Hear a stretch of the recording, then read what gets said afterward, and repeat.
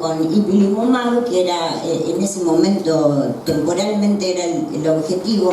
Todo va tan rápido que en realidad le van ganando a los diseños. El tiempo es tan rápido, las aprobaciones son tan rápidas, las pruebas nuevas son tan rápidas que los estudios, cuando se diseñan, después van quedando viejos. En melanoma, a diferencia de otros tumores, como vamos a ver, el nivel de expresión del PDL1 del tumor no es importante.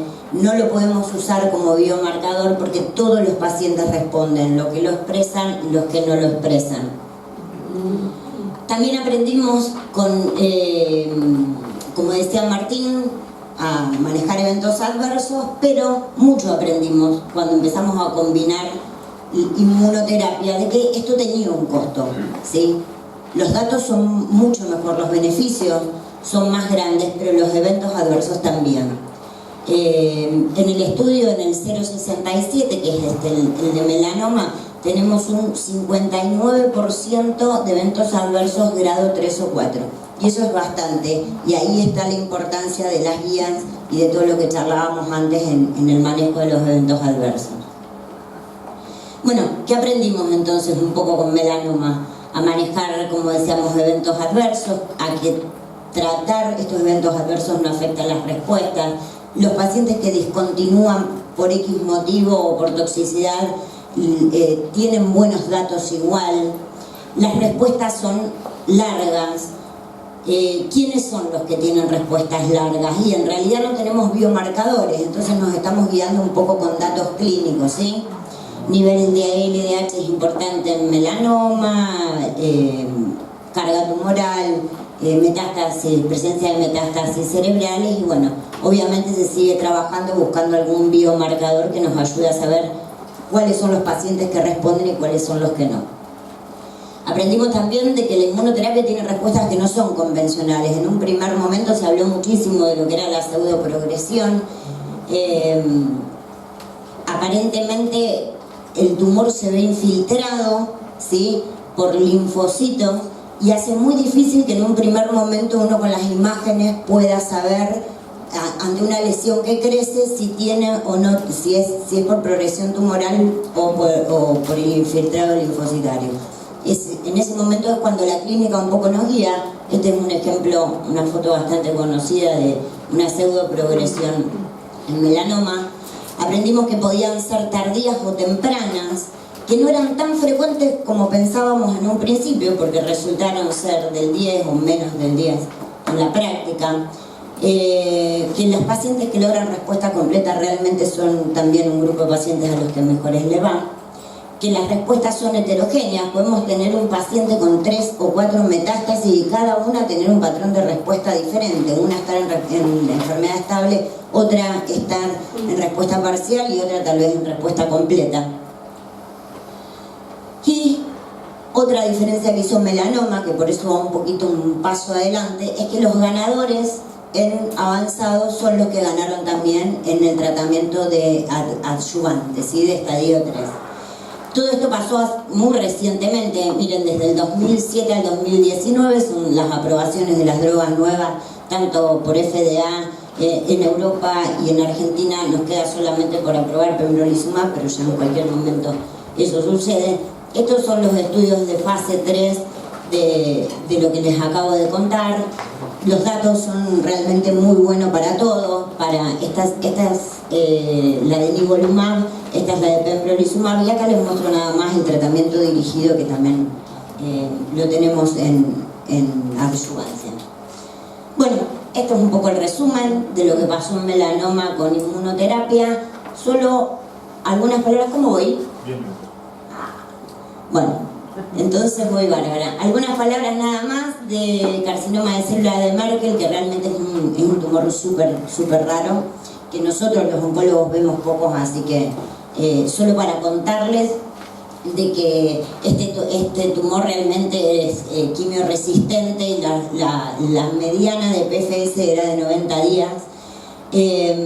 Igualmente tiene una vía hiperregulada de PDL1, acá se los marqué, y elevada carga mutacional, por eso también tenía lógica de que la inmunoterapia iba a servir en este tipo de tumores. Y así fue, tanto en primera línea como en segunda línea. Hay elevadísimas tasas de respuesta comparado con lo que era la quimioterapia.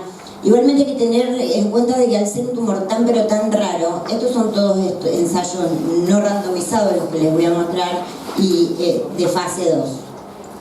Los datos son tremendamente mejores que los que teníamos en quimioterapia, o sea que inmunoterapia también en Merkel vino un poco a cambiar la historia de los pacientes avanzados, ¿no? Las respuestas, como charlábamos antes, típico de la inmunoterapia, los que responden tienen respuestas duraderas. En un primer momento se discutió de si era mejor en primera línea o en segunda línea, y realmente en primera línea es donde se ven los mejores, las tasas más altas de respuesta, las mejores PFS y las mejores también sobrevida. Pembrolizumab es el que tiene uno de los estudios más grandes en primera línea. Avelumab se estudió con un ensayo en segunda. No hay asociación, ¿sí? Con la expresión de PDL1 y tampoco hay ningún biomarcador en tumores de Merkel. Esta es la guía de la NCCN, no sé si la escucharon hablar alguna vez, la guía americana con que nos guiamos los oncólogos, o si alguna vez quieren fijarse alguna duda, es acá donde año a año se va actualizando todas las guías americanas. Y miren lo que pasó, desde el 2016, donde absolutamente ninguna inmunoterapia, ya en el 2017 apareció pembrolizumab con el estudio que les mostré, y a fin del año pasado ya teníamos 3. Esta es un poco la velocidad, y estamos hablando de un tumor rarísimo, la velocidad con la que viene la inmunoterapia en el último tiempo. Bueno, 2 palabras nada más de cáncer de cabeza y cuello, que es un tumor poco frecuente, la mayoría son epidermoides. Tenemos nivolumab, también un anti-PD-1 aprobado en tumores de cabeza y cuello. Acá les muestro un estudio, acá ya tenemos más pacientes, fase 3 randomizado, no en primera línea. Estos pacientes podían ser segunda, tercera o cuarta porque tenían que ser progresados para la quimioterapia de platino, que es la que usamos habitualmente.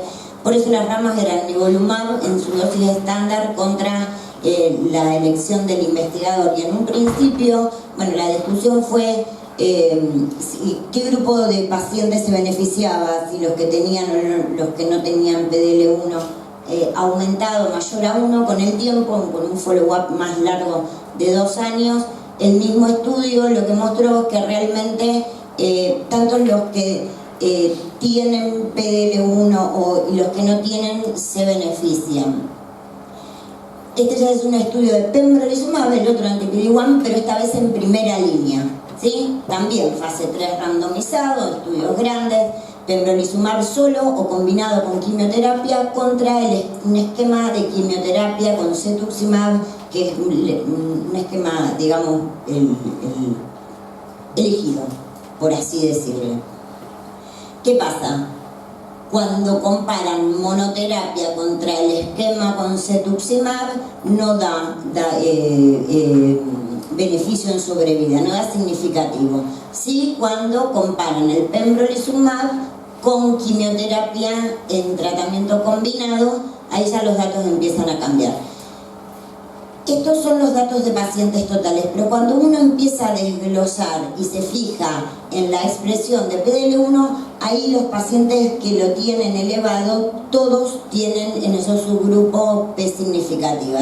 Entonces, un poco eso, este esquema es para mostrarle el rol que empieza a cumplir el PDL1 en la elección de primera línea. Esto también es bastante nuevo, estamos hablando siempre de pacientes avanzados.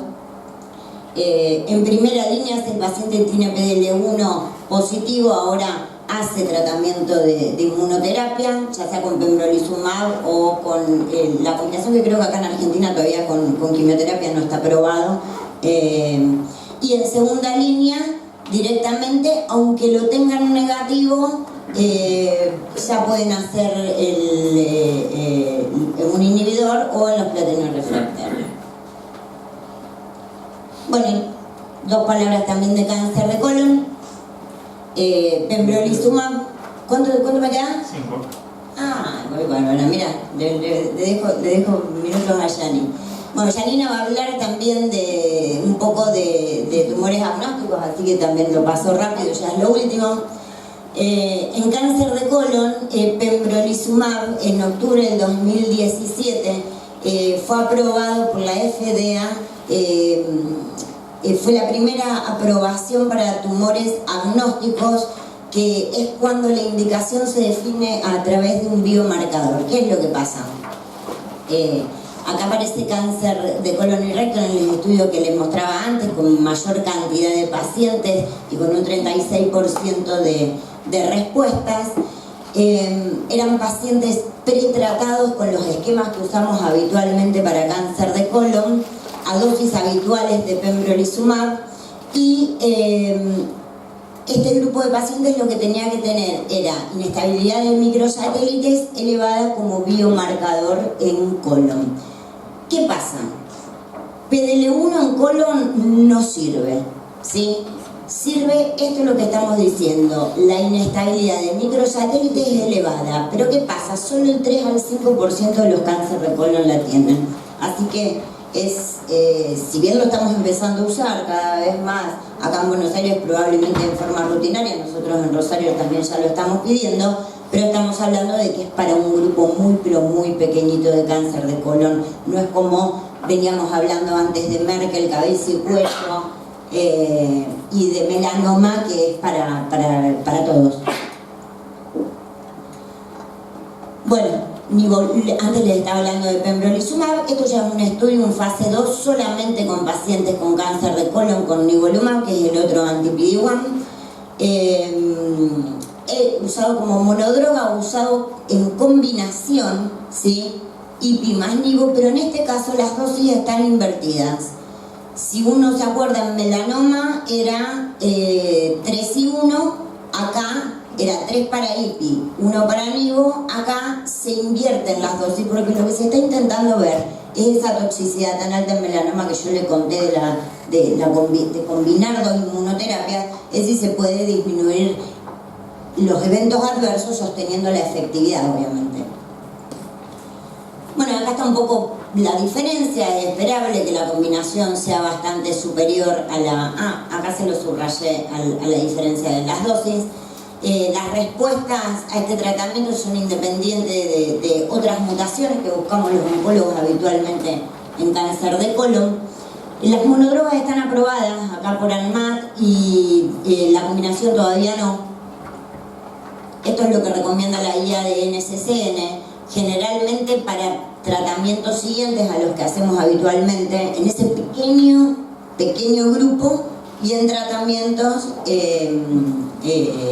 siguientes a los que usamos habitualmente en colon, salvo que el paciente o sea, esto realmente se tolera bien, porque las quimioterapias en cáncer de colon son bastante tóxicas. Salvo que el paciente no sea apropiado para un tratamiento intensivo, es la única indicación en la que figura como primera línea de tratamiento. Bueno, realmente estamos aprendiendo a pensar diferente los oncólogos, la forma que elegimos los tratamientos. Una de las preguntas del principio fue si hubo realmente un cambio de paradigma en el tratamiento del cáncer. Sin duda que lo hubo. Usábamos la quimioterapia todo el tiempo y, como dijo Martín, los pedelomas ya están en casi todos los tumores. Si a alguien le queda alguna duda, el premio Nobel del año pasado para las dos personas que descubrieron el anti-CTLA4 y el anti-PD1, no deja dudas, y llevó tiempo, pero el cambio sin duda que ya llegó. Así que bueno, espero no haberlos mareado con mucha curva oncológica. Muchas gracias.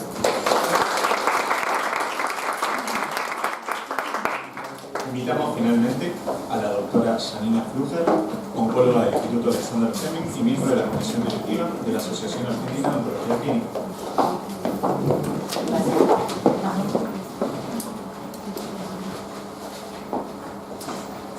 Bueno, buenos días a todos. A mí me toca hablar dentro del tratamiento de inmunoterapia de los 4 tumores que también son importantes: cáncer de riñón, pulmón, vejiga y agnóstico. Con respecto a este último, un poco estuve hablando de Florencia, vamos a ver cómo llegamos con el tiempo, que eventualmente podríamos evitar. Cáncer de pulmón es una de las patologías donde hoy por hoy la inmunoterapia tiene un rol fundamental. Melanoma es el que primero tuvo su aprobación con las diferentes moléculas, pero por frecuencia el cáncer de pulmón es mucho más frecuente y tuvo también grandes avances, y a diferencia del melanoma, lo que nos pasa en pulmón es que tenemos diferentes histologías. Entonces no es lo mismo las aprobaciones para un adenocarcinoma de pulmón que para un carcinoma escamoso, y entonces a veces tenemos o estudios que los incluyen a los dos o estudios por separados para ver cómo responden estas inmunoterapias si el paciente tiene un adenocarcinoma o un carcinoma escamoso.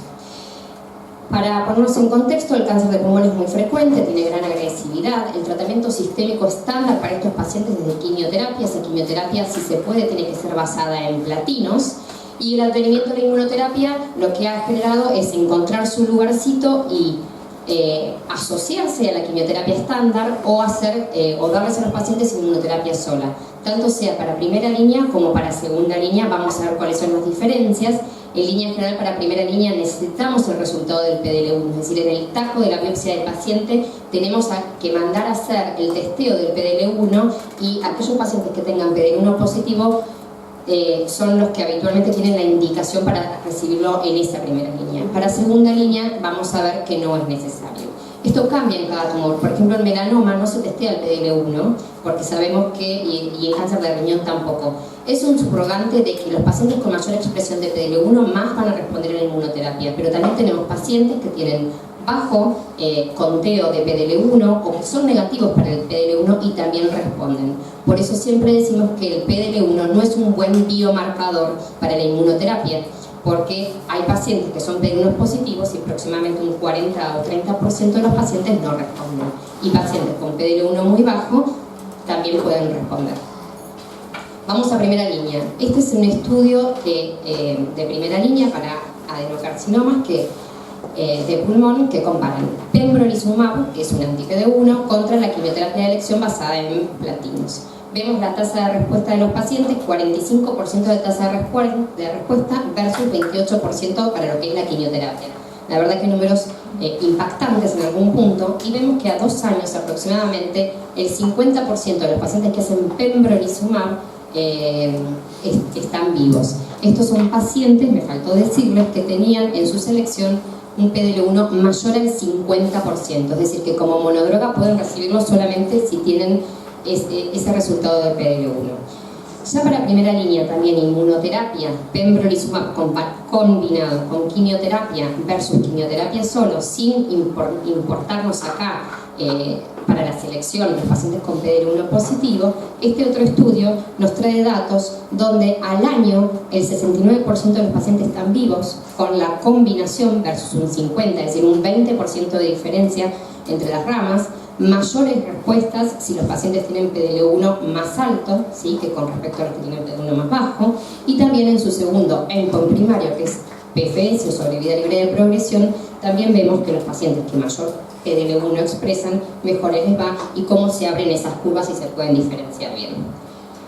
Hay más estudios de combinaciones de quimioterapia con inmunoterapia. En este caso, el anterior de pembrolizumab, este es con atezolizumab versus la quimioterapia convencional, y volvemos a ver curvas que se separan y que tienen datos muy favorables a lo que nosotros estábamos acostumbrados a ver en cáncer de pulmón. Si uno junta muchos de estos estudios y ve todos estos estudios que comparan o que incluyeron quimioterapia más inmunoterapia, vemos que en sobrevida la mayoría de los estudios tienen mejores resultados cuando le agregan inmunoterapia a los pacientes a la quimioterapia. Y si vemos la sobrevida de los pacientes cuando tienen un PDL1 mayor al 50%, les va mejor cuando hacen quimioterapia más inmuno, y también les va mejor cuando hacen inmuno. Siempre es mejor para el lado de las inmunoterapias. Esto es para mostrarles con respecto a las histologías escamosas. Hasta ahora, más que nada, estuvimos hablando de las histologías de adenocarcinoma, más estudios de lo mismo, de combinar quimioterapia con inmunoterapia, en este caso para carcinomas escamosos, y vemos que también es un estudio positivo en sobrevida y también es sobrevida en PFS. Y este es otro que tiene una combinación de quimioterapia con atezolizumab que le fue positivo para PFS, pero no en sobrevida global. Esto es un estudio de ipi-nivo que en realidad un subrogante, como yo les dije antes, de respuesta podía ser o un biomarcador el PDL1. Pero hay otros biomarcadores que podemos utilizar y uno de ellos es el TMB, ver qué carga tumoral tiene el paciente. A mayores mutaciones, mayores neoantígenos va a presentar el paciente y eso va a ser más reconocido por el linfocito T, y de esa forma son estos tumores con alto TMB o alta carga mutacional que son más respondedores a la inmunoterapia. Y en este caso, en cáncer de pulmón, este estudio con nivo-ipi justamente demostró eso, que los pacientes con TMB alto, independientemente de la histología, sean escamosos o no escamosos, a los pacientes les va mucho mejor con nivo-ipi cuando están hipermutados. En segunda línea también tenemos más estudios. Acá no necesitamos que los pacientes expresen PDL1, no se mide, uno lo puede indicar sin tener ese testeo. Hay estudios con nivolumab, con pembrolizumab y con atezolizumab en segunda línea. Datos de estos dos estudios, del 0,17 y del 0,57, tanto en adenocarcinoma como carcinomas escamosos, son estudios positivos que ya tenemos un follow-up bastante prolongado en el tiempo y que, me quería ir al anterior, vemos que es superior la rama de hacer inmunoterapia con nivolumab versus quimioterapia, que en este caso para segunda línea en cáncer de pulmón es con docetaxel. Y otros estudios es el del pembrolizumab, los voy a ir pasando, que también son positivos. Este estudio en realidad lo puse más que nada para demostrar que qué pasaba con pembrolizumab. La mayoría de los estudios hoy por hoy intentan cortar a 2 años de inmunoterapia. No tenemos datos, y en melanoma nos pasa lo mismo. ¿Cuánto tiempo tenemos que hacerle de tratamiento para enfermedad avanzada a un paciente con inmunoterapia?